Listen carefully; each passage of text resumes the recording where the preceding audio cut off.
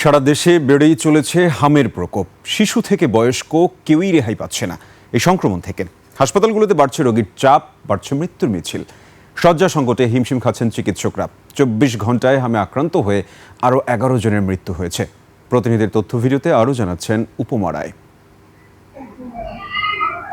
হাসপাতালগুলোর প্রতিটি কোণে ছড়িয়ে আছে অসহায় মানুষের কান্না আর স্বজনদের উৎকণ্ঠা। সিলেটে হামের উপসর্গ নিয়ে ওসমানী মেডিকেল কলেজ হাসপাতালে গত ২৪ ঘন্টায় ৩ শিশুর মৃত্যু হয়েছে। এ নিয়ে সিলেটে হাম শনাক্ত ও উপসর্গ নিয়ে ৯ জনের মৃত্যু হয়েছে। হাসপাতালে মোট রোগী ভর্তি হয়েছে ৫২২ জন এবং সুস্থ হয়ে বাড়ি ফিরে গিয়েছেন ৪০৫ জন।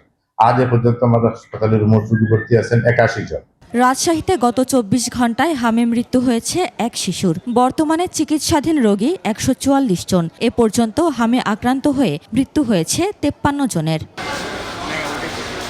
খুলনা বিভাগে আশঙ্কাজনক হারে বাড়ছে সংক্রমণ। গত ২৪ ঘন্টায় হামের উপসর্গ নিয়ে নতুন করে ৯৫ শিশুকে হাসপাতালে ভর্তি করা হয়েছে।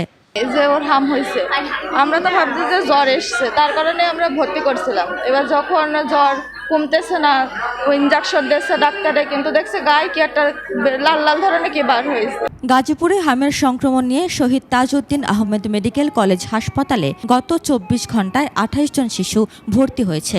সংক্রমণ কমাতে হাসপাতালে আক্রান্ত শিশুদের জন্য আলাদা ওয়ার্ড খোলা হয়েছে।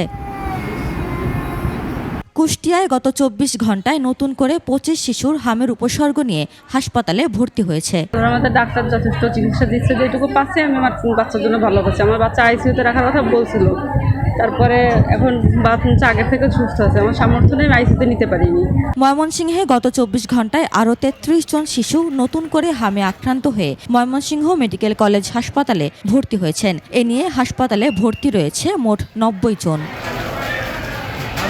পাবনা জেনারেল হাসপাতালে গত ২৪ ঘন্টায় নতুন করে আরও ১৪ জন রোগী ভর্তি হয়েছেন। রাজবাড়ীতে ২৪ ঘন্টায় আরও ২ শিশু হাম উপসর্গ নিয়ে ভর্তি হয়েছে। তবে গত কয়েকদিন ধরে সদর হাসপাতালে অতিরিক্ত গরমে রোগীর চাপ বেড়েছে বলে জানান সংশ্লিষ্টরা।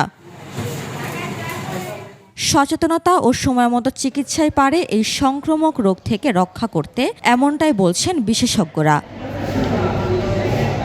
উপমা রায়, ডেস্ক রিপোর্ট, ২১ টেলিভিশন।